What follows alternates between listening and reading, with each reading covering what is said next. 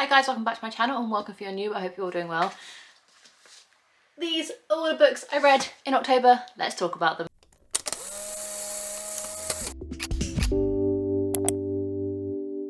Yes, we are here with my October wrap up, and just to say, this was not my best reading month, purely because for 2 weeks out of the month, I didn't read a single thing. I'm filming this on Monday the 30th of October. I didn't read anything last week, and the week leading up to my Magical Hopathon, I read nothing. All of these books are basically read within the week of the Magical Hopathon, and that was only 1 week. I managed to read 6 books, and then I read a few books surrounding that as well, but I really did hit a slump in the month of October.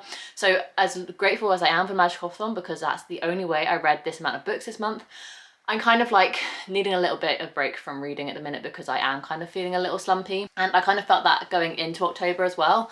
So if it wasn't for the Magical Hopathon, I probably would have read barely anything this month. So without all that little ramble, let's go into my stats for the books I read in October. I read a total of 9 books across October, spanning across 3,349 pages, 2,250-ish pages. From that, we're just through the Magical Hopathon, just to put that into some clarity there. I rated 1 2-star, 3 3-stars, 4 4-stars, and 1 5-star. 5 were from my physical TBR, 4 were read via mixed media, so audiobook and physical, 2 were rereads, and 2 were library loans, 3 were contemporary, 3 were romance, and 3 were fantasy. We had 2 YAs and 5 adult. Those books were Caraval by Stephanie Garber, The Invisible Life of Addie Laroo by V.E. Schwab, Legendary by Stephanie Garber, Icebreaker by Hannah Grace, Yellowface by R.F. Kuang, Yours Truly by Abby Jimenez, Conversation with Friends by Sally Rooney, Best Men by Sydney Karger, and A Deal of a Lifetime by Frederick Bachman. I started off the month feeling quite a little bit of FOMO with everyone reading like the cozy fantasies, so I was kind of in the mood to reread Caraval. So I did in fact reread Caraval. It took me quite a while. I read the first 60 pages on the first Sunday of October and I flew through them, really loving being back in this world. And then that next week I read absolutely nothing. So I didn't pick this book up until very close to the Magical Hopathon, where I read the remainder. This is a YA fantasy series. It's a trilogy with Caraval, Legendary, and Finale being part of that trilogy. This follows 2 sisters, Scarlett and Donatella. This one you're following Scarlett's point of view. These 2 sisters have kind of grown up in a very abusive environment with their dad being quite abusive to them. And Scarlett has always dreamed of being part of Caraval. Caraval is an event hosted by the mysterious legend. No one knows his identity. He is very kind of like in the shadows and kind of evolves into this kind of like bigger being. And Caraval is a event hosted every couple of years where people have to go through different trials and different clues get given out, and you're trying to win this prize from legend, which is very much priceless. And you kind of get so absorbed into this playing this game that you kind of lose the line between reality and fantasy. And legend only kind of does this game via invitation, and one day Scarlett finally gets her dream and she gets invited to play Caraval with her sister Donatella, and that's what this book follows. So I read this one. I really enjoyed being back in this world. It wasn't as good as I remember. When I first rated this on Goodreads, I gave it 5 stars. I commented saying it was one of my favourite books ever, and I did still really enjoy being back in this world. It very much was a cozy fantasy for me, just because I was revisiting some characters I really enjoyed. I rediscovered my love of Julian. If you know, you know. Love Julian to pieces, and I just really enjoyed being back in this world, but it wasn't as good as I remember, so I kind of down rated it to a 4-star. Leading up to the Magical Hopathon, I also read The Invisible Life of Addie Laroo by V.E. Schwab. This is my first ever V.E. Schwab, and I really ended up enjoying this. This was a library loan, but I mixed mediaed it because the audiobook was on Scribd, and I borrowed the e-copy out of my library from the Libby app. Once again, this was purely for the fact that I was feeling FOMO and I wanted kind of like a fantasy out of comfort zone book that would allow me to feel like the autumn vibes without kind of going too far into fantasy that I knew I wouldn't enjoy it. Addie Laroo for me was the perfect combination. If you didn't know, which I think you might know, Addie Laroo basically follows our main character Addie Laroo, who is 300 and something years old, and you follow 2 timelines, one where she gets remembered by everyone and one where she doesn't get remembered by anyone. And this is because she's about to get into an arranged marriage in the 1700s, and she's really wishing for a life of freedom. She doesn't want to be tied down. She doesn't want to be stuck in this small French village that she's from. She wants to explore the world. She wants to be free, and she ends up making a deal with the gods. But you shouldn't make a deal with the gods after dark, and she pleads so much that she doesn't notice when her wish gets granted, it has fallen to dusk, and her life gets completely switched because yes, she gets the freedom that she wants, but no one will ever remember her. She will never ever leave a trace. And you follow her in the 1700s, living life where everyone remembers her, and she grows up in this little small French town. And then you also follow her present day where she's 300 years old, and finally someone remembers her, but why? And yeah, it's a really interesting story. I really enjoyed it. I love the writing style. I thought it was such an incredible book due to the writing, and I really felt like that was the reason why I kept reading, because I was constantly intrigued to kind of see and understand why Ada Laroo was finally got remembered after 300 years of living this constant life of being forgotten but never being able to die. I definitely loved the audiobook. I definitely think the audiobook was a lovely sprinkle on top to kind of finish off the book. I really thought the narrator brought the story to life. Felt so poetic without being overwritten, and overall I just really enjoyed the story. I would love a physical copy of it to keep to my collection, and I can say I finally read a visual book, so tick, I gave the book a 4 star. And then I read nothing until my magical hopathon, and I so wanted to go back into the world of Caraval once I got into my magical hopathon that I twisted out some of my books so I could read my next book. And for that, I read Legendary by Steffi Garber. This was once again another reread. When I first read this book, I just didn't think it lived up to the hype of Caraval. I really didn't enjoy this book, and I didn't like reading from Donatella's perspective. I enjoyed it a lot more this time around, probably because I read this book in its entirety, front to back, in the first day of the Magic Hopathon in one day, 416 pages, smashed it. This book follows straight on from the events of Caraval. There is no break. You start this book and it's the day after the last day in Caraval, so no breaks at all. So you jump straight back into the action, which I really enjoyed because it allowed me to get straight back into the world, back into that kind of immersive fantasy environment that Stephanie Garber has created. I still didn't like this one as much as Caraval, just because I don't like Donatella's perspective as much, although I definitely enjoyed it a hell of a lot more this time round and started to get a soft spot for Dante as well as Julian in this book. And I kind of wish Julian was sprinkled in a little bit more in this book because I do have such a passion for him. I can't really explain too much about this book without spoiling the events in Caraval, which I obviously don't want to do. This one basically follows Donatella playing the game of Caraval, and you follow Donatella's perspective rather than Scarlet's perspective that you do in Caraval. Once again, I gave this book a 4 star. So far in the month of October, I've had a very good reading month in terms of ratings. The next book I read, and also in the second day of the Magic Hopathon, I started and finished Icebreaker by Hannah Grace. This is one of my new favourite romances. I absolutely adored this book so much. And once again, I don't know whether it's because I read it all in one day, so I just allowed myself to fully get immersed into this world and just enjoy it for what it was. But I gave this book a 5 stars. I really enjoyed it. And I just don't think I'll actually pick up Wildfire by Hannah Grace because I don't want to ruin this bubble that I've created myself for because of Icebreaker. So won't be picking that one up, even though I really enjoyed Icebreaker. But I think I enjoyed Icebreaker because of the characters and not because of the writing. The writing was very simplistic. It was a very kind of cute, fluffy romance with a lot of spicy scenes involved. Don't you worry. It may be deceiving from the cover, but there are definitely some spicy scenes in this book. This one basically follows our main character Anastasia, who is a figure skater, and then you also follow Nathan, or Nate, who is a ice hockey player. And when the ice hockey team's ice rink kind of has to get shut down because of an event, they have to start training in the figure skating ice rink, and therefore Anastasia's like, absolutely not, you're going to ruin my schedule. It's very much enemies to lovers. But then Nathan starts to grate on her and a romance ensues from there, and that's kind of all you really need to know. This book does kind of deal with some triggering topics such as disordered eating, so just an FYI, if you're interested in going into this book, they do kind of deal with some of the more trickier topics that you kind of wouldn't expect in a romance. If you're looking for a romance book with plot in, this isn't the one for you. There really wasn't that much plot, but the romance and the swooniness and me squealing kind of just made up for it. Even though this book is marketed as enemies to lovers, I really kind of didn't feel like it was that strong of an enemies to lovers because, as you guys know, I don't really like enemies to lovers as a book trope, especially in romance. But this kind of never really got that deep into enemies. Anastasia and Nate kind of had a few grudges at the beginning because they didn't want to have to share the ice rink that they were forced to. So it's kind of like close proximity sort of vibes more so than enemies to lovers. So if you're not a massive fan of that trope like me, I don't think this book kind of delves into it too much, and it doesn't get kind of irritating, because for me enemies to lovers is very much an irritating book trope, and I just want them to get to the cute fluffy romance part of the book, which I think this one definitely does very well and kind of skates over, no pun intended, the enemies to lovers trope. But overall, I just really enjoyed this book. It was just so cute and fluffy, and my god, we need to wrap Nathan in bubble wrap and protect him at all costs. He was just precious and he treated Anastasia so perfectly. He is the top-notch book boyfriend now, minus Julian. Julian might still take top spot. Nathan straight underneath it. So this one was a 5-star. I do think if I read it at a different time, it probably wouldn't be, but I just read it all in one day and it was just like the perfect book for what I wanted. And yes, it got a 5 stars from me. I then went on to, in the third day of the Magic-Hopathon, I read Yellowface by R.F. Kuang front to back.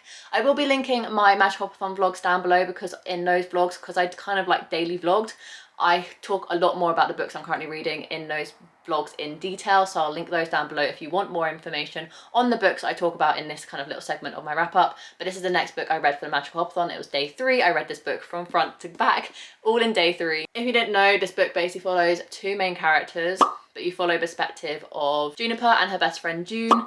They are both aspiring writers. June is a Chinese American who has managed to be successful coming out of university as a published writer, whereas Juniper very much struggles and her debut kind of flopped, and she's always been very jealous of June and what she's been able to achieve since university. She's always comparing herself to her. Unfortunately, when June died in a very sudden, out of nowhere accident in June's flat, Juniper decides to steal one of June's manuscripts. Juniper, by the way, is a white American, and she ends up publishing June's manuscript that's about the Chinese World War I immigrants under her own name, and it's all about like racism in publishing and kind of what's right and wrong. And it was a very interesting story. I was captivated by the first couple of chapters, but then it fell a little bit flat for me and it just wasn't living up to the hype that everyone was giving it. I did enjoy this book. I did kind of learn a lot from it. I got a different perspective that I wouldn't have got normally if I hadn't read this book, but for me it just didn't live up to what everyone was talking about, and I feel like everyone's spoken so highly of this book. I was going into it with quite a lot of expectation, and it just fell a little bit flat for me. Overall, I gave this book a 3-star.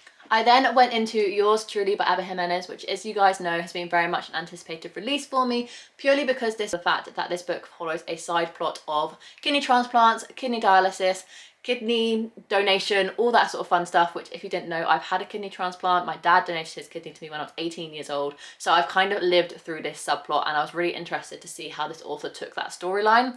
But this book is definitely more than this. This book basically follows our 2 main characters. It's told in dual perspective.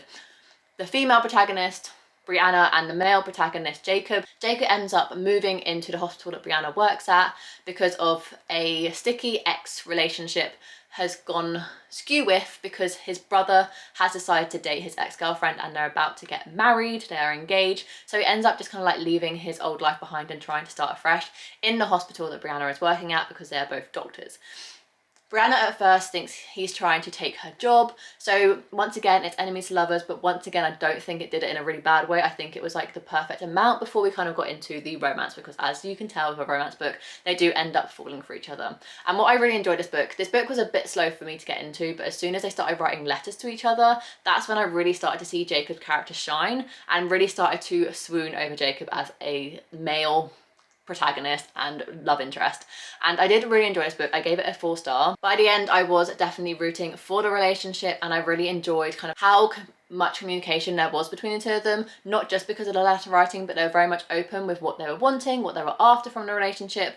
And there was some fake dating in this book as well, which I'm very much appreciated, because if you guys know, I love me some fake dating. Fake dating is my favourite book trope compared to enemies to lovers, which is my least favourite book trope. So that was a really nice kind of surprise I wasn't expecting to have. In terms of the kidney transplant dialysis discussion, I did think this author did very well. I haven't had time to look into what her relationship is with kidney transplants and dialysis, but she either knows from experience from families or friends herself, or she's done some very good research, because I thought this book was very accurate in terms of how Brianna's brother was feeling, because he's the one who's needing the kidney transplant and is on dialysis.